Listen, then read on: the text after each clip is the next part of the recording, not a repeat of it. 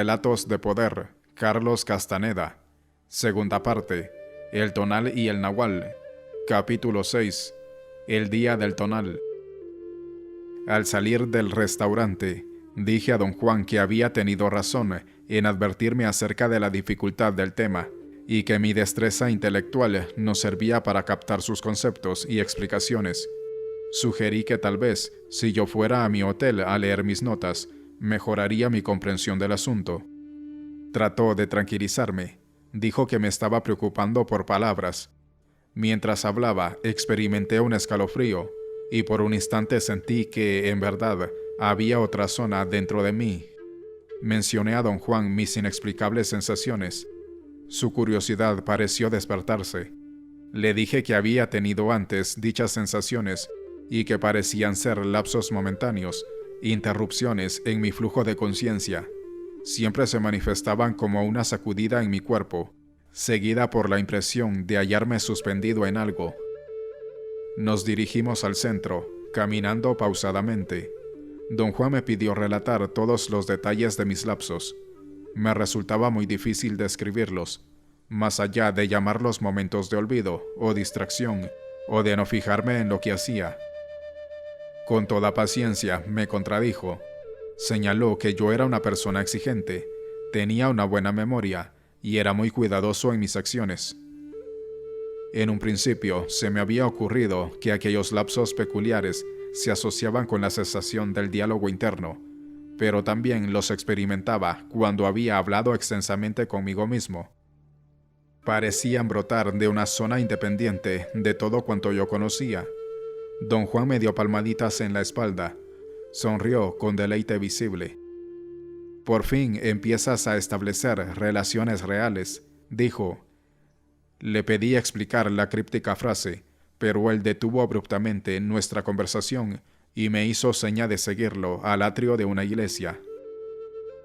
Este es el final de nuestro viaje al centro, dijo, y tomó asiento en una banca.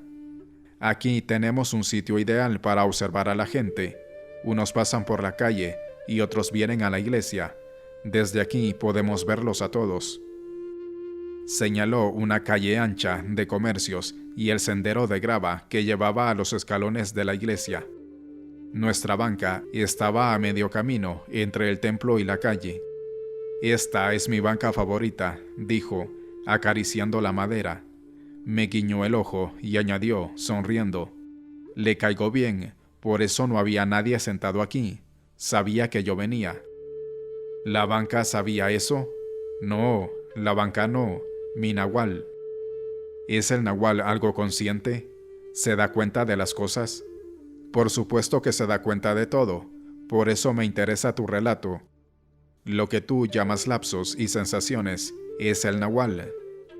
Para hablar de él, debemos tomar prestado de la isla del Tonal, así que es más conveniente no explicarlo, sino sencillamente contar sus efectos.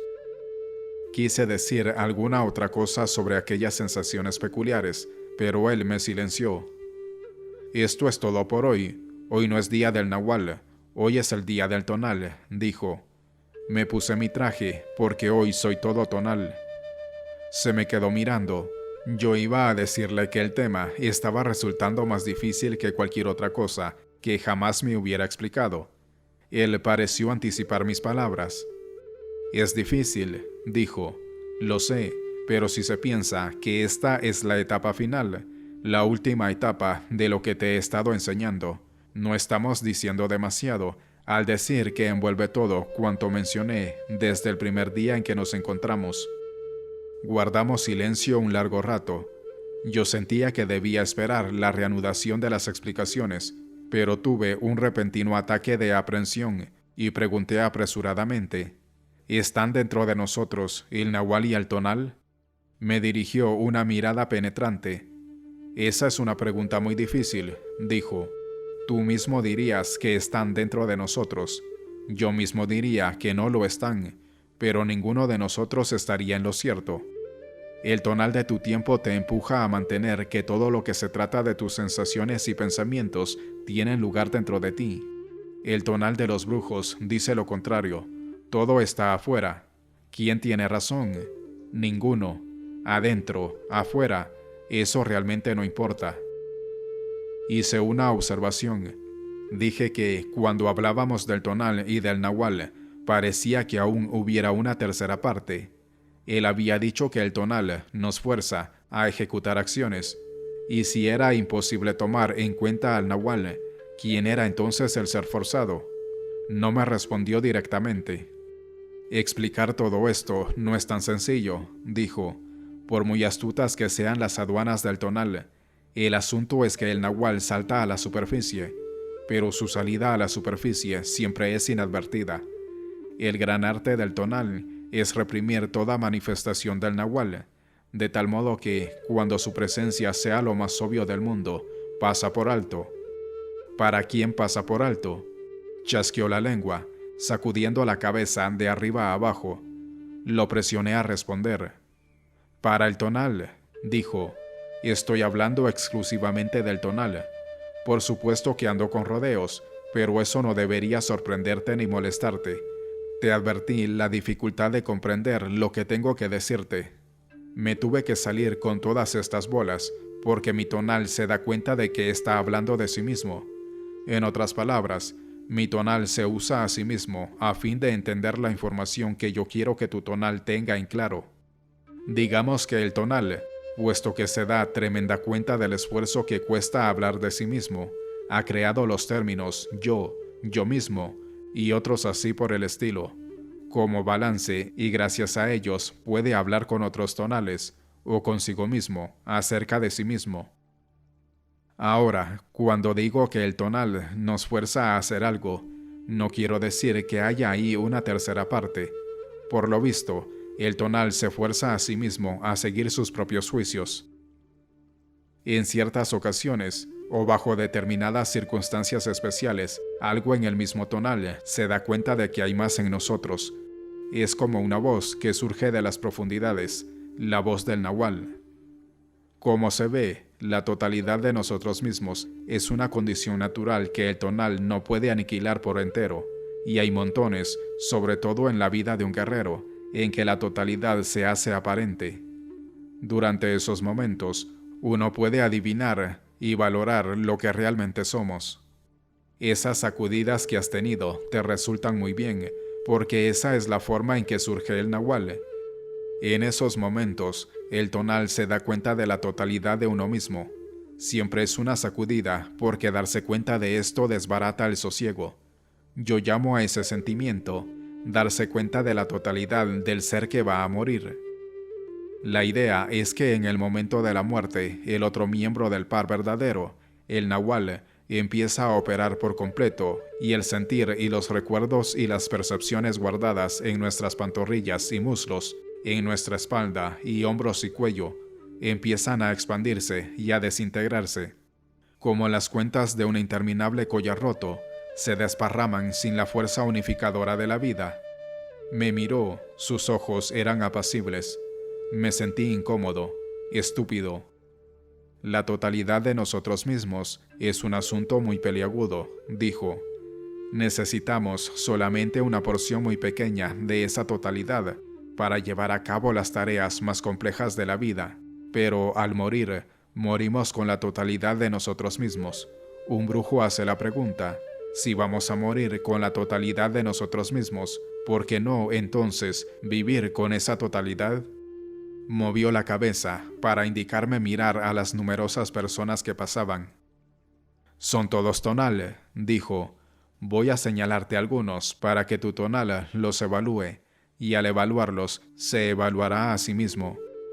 Dirigió mi atención hacia dos ancianas que acababan de salir de la iglesia. Se detuvieron un momento en la cima de los escalones de piedra caliza, y luego empezaron a descender con infinitos cuidados, descansando en cada peldaño. Observa con mucho cuidado a esas dos viejas, dijo, pero no las veas como personas, ni como rostros que tienen cosas en común con nosotros, velas como tonales. Las dos mujeres llegaron al pie de los escalones. Se movían como si la áspera grava estuviera hecha de canicas, y ellas se viesen a punto de resbalar y perder el equilibrio. Caminaban del brazo, apuntalándose entre sí con el peso de sus cuerpos. «Míralas», dijo don Juan en voz baja. «Esas viejas son el mejor ejemplo del peor tonal que puede hallarse». Noté que las mujeres eran de huesos pequeños, pero gordas. Tendrían poco más de 50 años. Sus rostros mostraban una expresión dolorosa, como si descender los peldaños de la iglesia hubiera sido una empresa superior a sus fuerzas. Y estaban frente a nosotros, vacilaron un momento y después se detuvieron. Había otro peldaño más en la senda de grava. «Tengan cuidado, señoras», gritó don Juan al incorporarse dramáticamente. Las mujeres lo miraron, al parecer confundidas por su repentina exclamación. «El otro día, mi mami se rompió la cadera aquí mismo», añadió él mientras acudía a prestarles ayuda. Le dieron profusamente las gracias y él les aconsejó que, si alguna vez perdían el equilibrio y caían, permanecieran inmóviles en el sitio hasta que llegara la ambulancia. Las mujeres se santiguaron. Don Juan volvió a sentarse. Sus ojos resplandecían. Habló con suavidad. «Esas mujeres no son tan viejas, ni sus cuerpos tan débiles, y sin embargo están decrépitas. Todo en ellas es sombrío y triste. Su ropa, su olor, su actitud. ¿Por qué crees que son así?» «Quizá nacieron así», dije. «Nadie nace así. Nos hacemos así. El tonal de esas viejas es débil y tímido. Te dije que este iba a ser el día del tonal. Con eso quiero decir que hoy quiero tratar exclusivamente con el tonal. También te dije que me había puesto mi traje para ese mismo propósito. Te dije que este iba a ser el día del tonal. Con eso quise decir que hoy quiero tratar exclusivamente con el tonal. También te dije que me había puesto mi traje para ese mismo propósito. Quise mostrarte con mi traje que un guerrero trata a su tonal en forma muy especial. Te hice ver que mi traje fue hecho a la medida y que todo lo que hoy traigo puesto me queda a la perfección. No es mi vanidad lo que quería mostrar, sino mi espíritu de guerrero, mi tonal de guerrero. Esas dos viejas te dieron hoy tu primera visión del tonal. La vida puede ser tan despiadada contigo como es con ellas, si eres descuidado con tu tonal. Yo me pongo en contraparte. Si comprendes correctamente, no será necesario recalcar este punto. Tuve un repentino ataque de incertidumbre, y le pedí descifrarme lo que yo debía de haber entendido. Sin duda, mi voz sonó desesperada. Don Juan rió con fuerza. «Mira a ese muchacho de pantalones verdes y camisa rosada», susurró, indicando a un joven flaco y muy moreno, de facciones afiladas, parado casi frente a nosotros. Parecía indeciso de ir hacia la iglesia o hacia la calle. 2 veces alzó la mano en dirección del templo, como si hablara consigo mismo y estuviera a punto de encaminarse a la puerta. Luego me miró con expresión vacía. «Mira cómo está vestido», dijo don Juan en un susurro. «Fíjate en esos zapatos».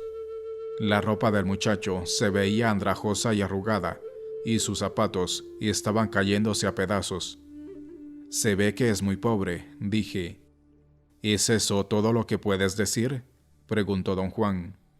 Enumeré una serie de razones que podrían haber explicado la astrosa apariencia del joven: mala salud, un revés de la suerte, indolencia, indiferencia hacia su apariencia personal, o la posibilidad de que acabara de salir de la cárcel. Don Juan dijo que yo no hacía sino especular y que no le interesaba justificar nada, sugiriendo que el joven era víctima de fuerzas inconquistables. «A lo mejor es un agente secreto que se ha disfrazado de vago», dije en son de broma. El muchacho se alejó hacia la calle con paso incoherente. «No se ha disfrazado de vago, es un vago», dijo don Juan. «Mira qué débil está su cuerpo. Tiene los brazos y las piernas como alambres. Apenas puede caminar. Nadie es capaz de fingir esa apariencia. Algo anda muy mal con él, pero sin lugar a duda, no sus circunstancias. Debo insistir de nuevo que quiero que veas a ese hombre como a un tonal». «¿Qué implica el ver a alguien como a un tonal?». implica dejar de juzgarlo en un sentido moral o disculparlo con la idea de que es como una hoja a merced del viento. En otras palabras, implica ver a un hombre sin pensar que no tiene ni esperanza ni remedio. Tú sabes exactamente lo que yo estoy diciendo. Puedes valorar a ese muchacho sin condenarlo ni perdonarlo. Bebe demasiado, dije. No fue una frase volitiva, simplemente la anuncié sin saber en realidad por qué. Por un instante, incluso sentí que alguien parado a mis espaldas había dicho las palabras. Me vi impulsado a explicar que la afirmación era otra de mis especulaciones. Ese no fue el caso, dijo don Juan. El tono de su voz tenía una certeza que no tenía antes. No dijiste, a lo mejor es borracho. Me sentí apenado, aunque sin poder determinar con exactitud el motivo. Don Juan rió. Viste a través de ese hombre, dijo. Eso fue ver. Ver es así. Uno hace afirmaciones con gran certeza y sin saber cómo. Tú sabes que el tonal de ese joven está fundido, pero no sabes cómo lo sabes.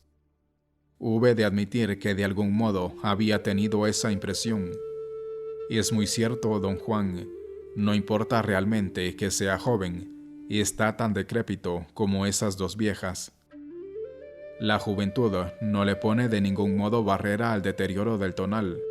Tú pensaste que podría haber muchísimas razones para la condición de aquel hombre. Yo encuentro que solo hay una, su tonal. No es que su tonal sea débil por la bebida, es al contrario, bebe porque su tonal es débil. Esa debilidad lo fuerza a hacer lo que es, pero lo mismo nos pasa a todos nosotros en una forma o en otra. Pero no está justificando la conducta de ese muchacho al decir que es cosa de su tonal. Te estoy dando una explicación que jamás has encontrado antes. No es una justificación ni una condena. El tonal de ese muchacho es débil y timorato, y sin embargo, él no es único en esto. Todos nosotros pasamos más o menos por las mismas. Y en ese momento, un hombre de gran corpulencia pasó frente a nosotros, en dirección a la iglesia. Vestía un fino traje de negocios gris oscuro y llevaba un portafolios.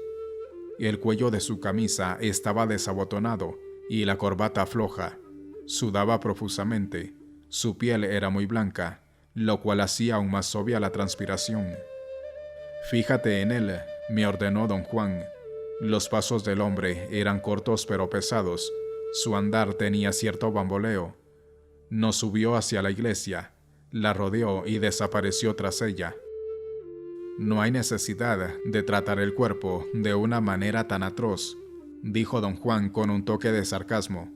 Pero la triste verdad es que todos nosotros hemos aprendido a la perfección cómo debilitar a nuestro tonal. Yo llamo a eso entregarse al vicio. Puso la mano sobre mi cuaderno y no me dejó escribir más. Razonaba que, mientras yo siguiera tomando notas, sería incapaz de concentrarme. Me sugirió relajarme, cortar el diálogo interno y dejarme ir, para así fundirme con la persona observada. Le pedí explicar a qué se refería confundirse. Repuso que no había manera de explicarlo. Era algo que el cuerpo sentía o hacía al ponerse en contacto de observación con otros cuerpos. Luego clarificó el tema, diciendo que en el pasado había llamado ver a ese proceso, el cual consistía en un lapso de verdadero silencio interno, seguido por una elongación externa de algo en el sí mismo, una elongación que encontraba y se fundía con el otro cuerpo, o con cualquier cosa dentro del campo de percepción. Y en ese momento quise volver a mi cuaderno, pero don Juan me detuvo y empezó a señalar distintas personas entre la multitud que pasaba. Indicó decenas de individuos, cubriendo una amplia gama de tipos entre hombres, mujeres y niños de diversas edades. Don Juan dijo que elegía personas cuyo débil tonal encajara en un esquema de categorización. Así me había mostrado una preconcebida variedad de tonales que se entregaban al vicio de darse a sí mismos. No me era posible recordar a toda la gente que él había señalado y discutido. Quejoso, dije que, de haber tomado notas, habría al menos bosquejado su intrincado esquema de tonales que se entregaban a dicho vicio. El caso era que él no quería repetirlo, o quizá tampoco lo recordaba. Riendo, dijo que no lo recordaba porque en la vida de un brujo, el responsable de la creatividad era el nahual. Miró el cielo y dijo que se hacía tarde y que desde ese momento en adelante cambiaríamos de rumbo. Y en vez de tonales débiles, aguardaríamos la aparición de un tonal hecho y derecho. Añadió que solo un guerrero poseía tal tonal y que el hombre común, cuando mucho, podía tener un tonal en buen estado. Cuando hubimos esperado unos minutos, se dio una palmada en el muslo y chasqueó la lengua. «Mira quiénes vienen», dijo señalando la calle con un movimiento de barbilla, como si los hubiéramos encargado. Vio a 3 indios que se acercaban. Vestían cotones pardos de lana, pantalones blancos que les llegaban a media pantorrilla, camisas blancas de manga larga, guaraches sucios y gastados y viejos sombreros de paja. Cada uno llevaba un bulto atado a la espalda. Don Juan se levantó y fue a encontrarlos. Les habló. Ellos, sorprendidos al parecer, lo rodearon. Le sonrieron. Aparentemente les decía algo acerca de mí. Los 3 se volvieron a sonreírme y estaban a 3 o 4 metros de distancia. Escuché con atención, pero no pude oír lo que decían. Don Juan metió la mano en el bolsillo y les dio unos billetes. Parecieron alegrarse. Movían los pies con nerviosismo. Me simpatizaron mucho. Daban la impresión de ser unos niños. Todos tenían dientes pequeños y blancos y facciones apacibles, muy agradables. Uno de ellos, el mayor, según todas las apariencias, tenía bigotes. Sus ojos se veían cansados, pero bondadosos.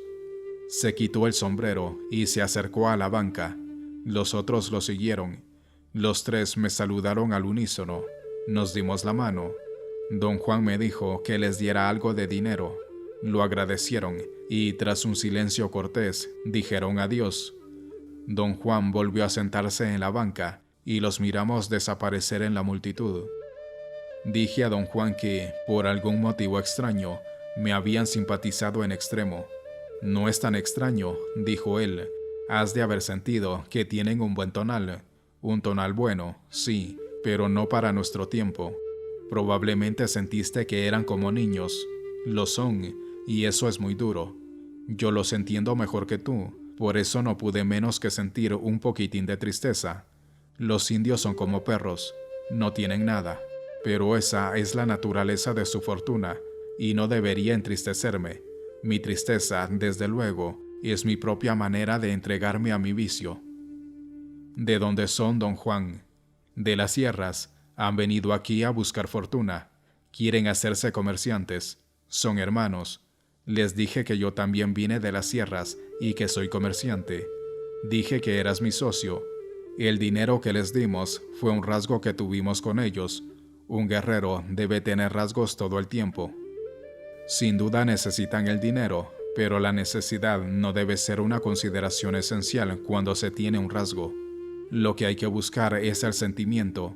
A mí en lo personal me conmovieron esos 3. Los indios son los desafortunados de nuestro tiempo. Su caída empezó con los españoles y ahora, bajo el reino de sus descendientes, los indios lo han perdido todo. No es una exageración decir que los indios han perdido su tonal. ¿Es eso una metáfora, don Juan? No, es un hecho. El tonal es muy vulnerable. No soporta el maltrato. El hombre de razón, el blanco, desde el día en que puso el pie en esta tierra, ha destruido sistemáticamente no solo el tonal del tiempo, sino también el tonal personal de cada indio. Uno puede fácilmente darse cuenta de que para el pobre indio común, el reino del blanco ha sido un verdadero infierno, y sin embargo, la ironía es que para otra clase de indio ha sido una verdadera bendición. ¿De quién habla usted? ¿Cuál es esa otra clase de indio? El brujo. Para el brujo, la conquista fue un desafío a muerte. Esos fueron los únicos a los que la conquista no destruyó. Se adaptaron a ella y le sacaron el último jugo. ¿Cómo pudo ser eso, don Juan? Yo tenía la impresión de que los españoles arrasaron con todo.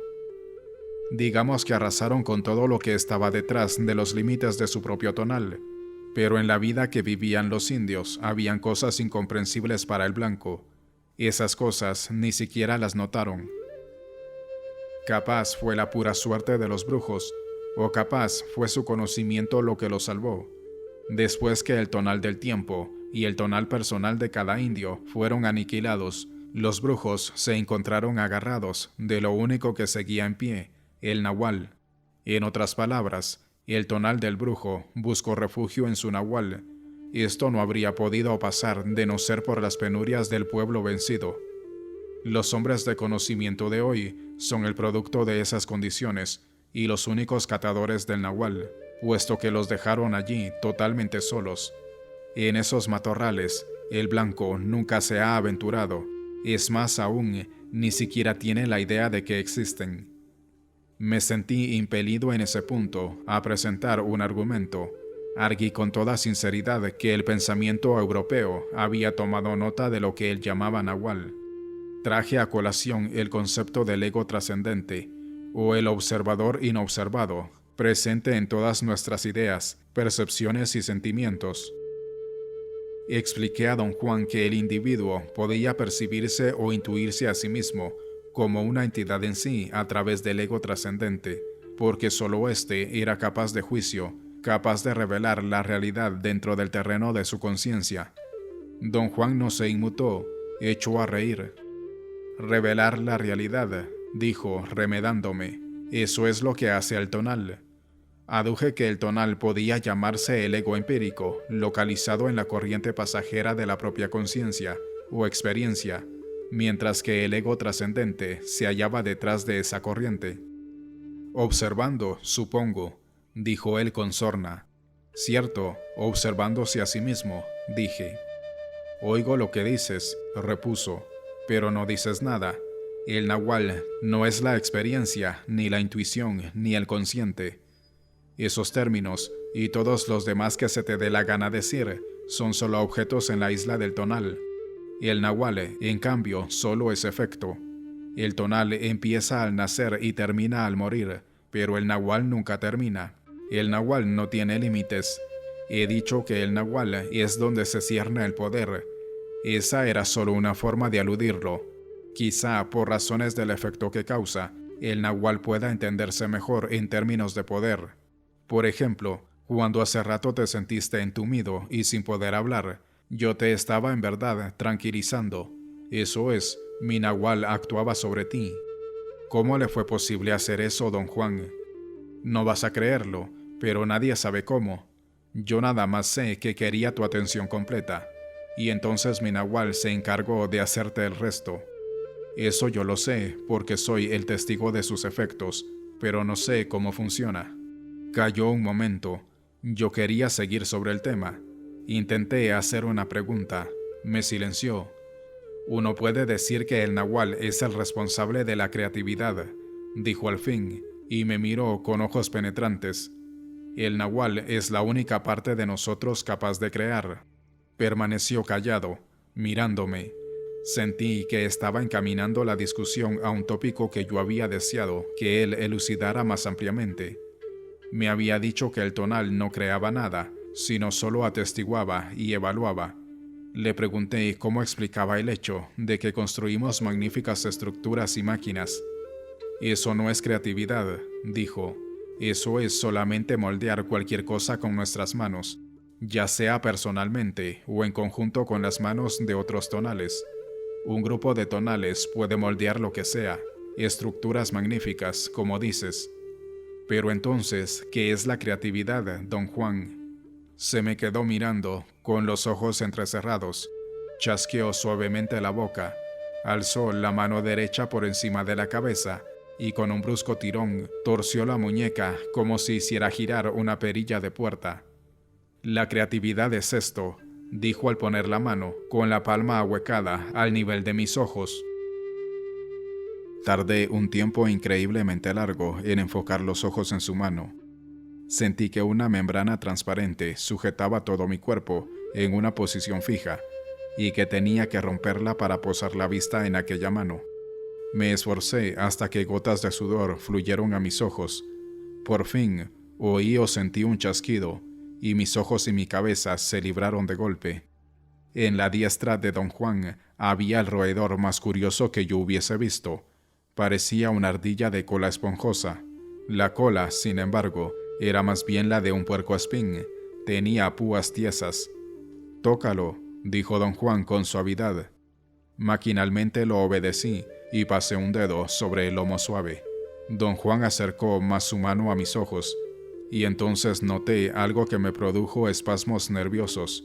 La ardilla tenía anteojos y dientes muy grandes. «Parece un japonés», dije, y me eché a reír histéricamente.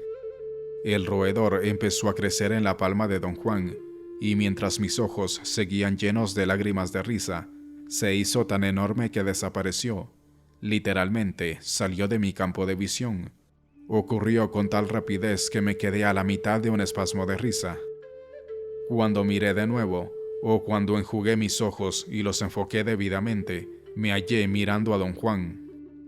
Estaba sentado en la banca y yo de pie frente a él, aunque no recordaba haberme parado. Por un momento, mi nerviosismo fue incontrolable.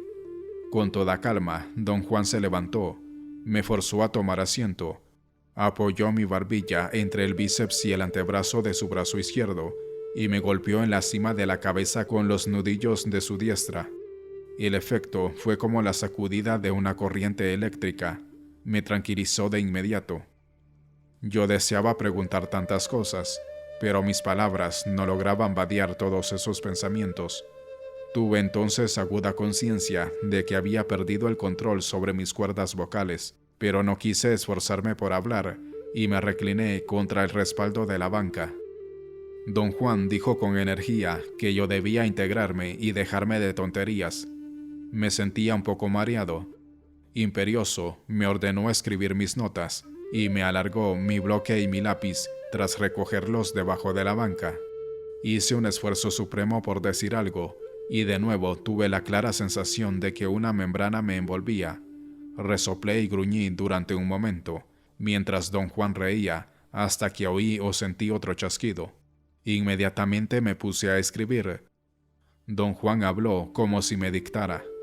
«Uno de los actos de un guerrero es no dejar que nunca lo afecte nada», dijo. «De este modo, un guerrero puede estar viendo al mismo diablo, pero jamás dejará que nadie lo sepa. El control del guerrero tiene que ser impecable». Esperó a que yo terminara de escribir y luego preguntó, riendo, «¿Anotaste todo eso?» Sugerí que fuéramos a un restaurante a cenar. Me sentía desfallecer. Él dijo que debíamos quedarnos hasta que apareciera el tonal hecho y derecho. Añadió con seriedad que, si no venía aquel día, tendríamos que quedarnos en la banca hasta que le diera la gana aparecer. «¿Qué es un tonal hecho y derecho?», pregunté. «Un tonal en su punto justo, equilibrado y armonioso. Se supone que hoy encontrarás uno, o mejor dicho, que tu poder nos lo traerá. Pero ¿cómo puedo distinguirlo de otros tonales? No te apures por eso, yo te lo señalaré». «¿Cómo es ese tonal, don Juan?» «Eso es muy difícil de saber. Depende de ti. La función es para ti, por lo tanto, tú mismo pondrás esas condiciones». «¿Cómo? Eso yo no lo sé. Lo hará tu poder, tu nahual». Hablando en general, hay dos lados en cada tonal. Uno es la parte externa, el margen, la superficie de la isla. Esa es la parte relacionada con la acción y la actuación, el lado áspero. La otra parte es la decisión y el juicio, el tonal interno, más suave, más delicado y más complejo. El tonal hecho y derecho es un tonal donde los dos niveles se encuentran en perfecta armonía y equilibrio. Don Juan calló. Ya había oscurecido bastante y me era difícil tomar notas. Me indicó estirarme y descansar. Dijo que el día había sido agotador, pero muy prolífico, y que sin duda el tonal hecho y derecho aparecería. Pasaron docenas de personas. Estuvimos sentados, en calma y silencio, unos 10 o 15 minutos. Entonces don Juan se incorporó abruptamente. «No le hagas, hombre. Mira lo que viene allí. Una vieja». Señaló con una inclinación de cabeza a una joven que cruzaba el parque y se aproximaba a la vecindad de nuestra banca. Don Juan dijo que la joven era el tonal hecho y derecho, y que si se detenía a hablar con cualquiera de nosotros, sería una indicación extraordinaria, y tendríamos que hacer lo que ella quisiese. No me era posible distinguir con claridad las facciones de la mujer, aunque aún había luz suficiente. Se acercó a menos de 1 metro, pero pasó sin mirarnos. Don Juan me ordenó en un susurro alcanzarla y hablarle. Corrí tras ella, pretendía estar perdido, y le pedí orientación. Me acerqué mucho a ella.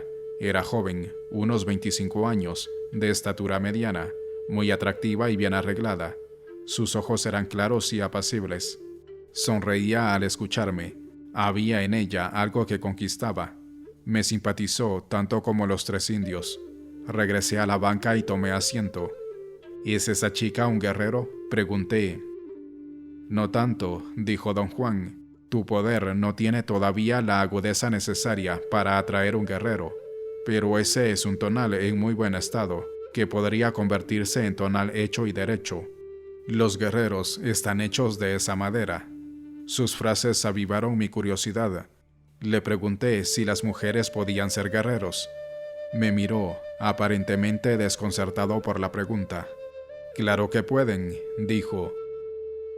Y están aún mejor equipadas que los hombres para el camino del conocimiento, solo que los hombres son un poco más resistentes, pero yo diría que, a fin de cuentas, las mujeres llevan una ligera ventaja.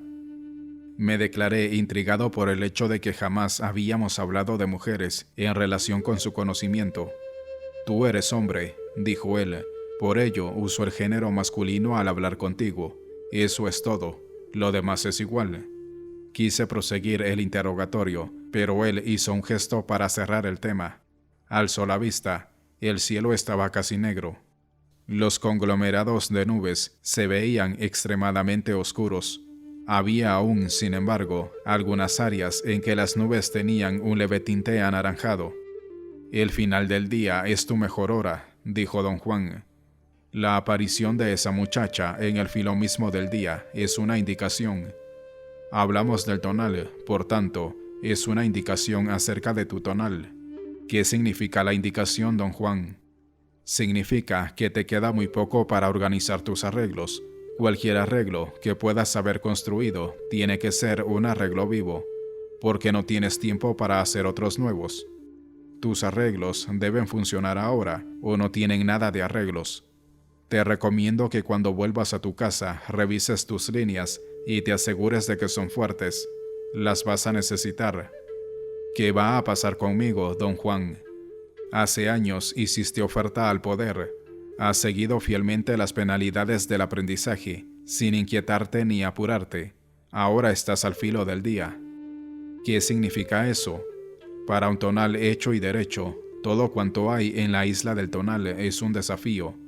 Otra forma de decirlo es que, para un guerrero, todo en este mundo es un desafío. El mayor de todos es, desde luego, su oferta al poder. Pero el poder viene del nahual, y cuando un guerrero se encuentra al filo del día, eso significa que se aproxima la hora del nahual, la hora en que el poder acepta la oferta del guerrero. Sigo sin comprender el sentido de todo esto, don Juan. ¿Significa que voy a morir pronto? Si eres estúpido, pues ni modo, repuso él cortante. Pero vamos a ponerlo en términos más amenos. Todo esto que he dicho significa que se te van a caer los calzones. Una vez hiciste oferta al poder, y esa oferta no se puede retirar. No diré que estás a punto de cumplir tu destino, porque no hay destino. Lo único que uno puede decir es que estás a punto de cumplir tu oferta. La señal fue clara. La muchacha vino a ti al filo del día. Te queda muy poco tiempo, y ninguno para idioteces. Espléndido estado. Yo diría que lo mejor de nosotros siempre sale a flote cuando estamos de espaldas contra la pared, cuando sentimos que la espada se cierne sobre nuestra cabeza. En lo personal, yo prefiero ese estado, y no viviría de ningún otro modo.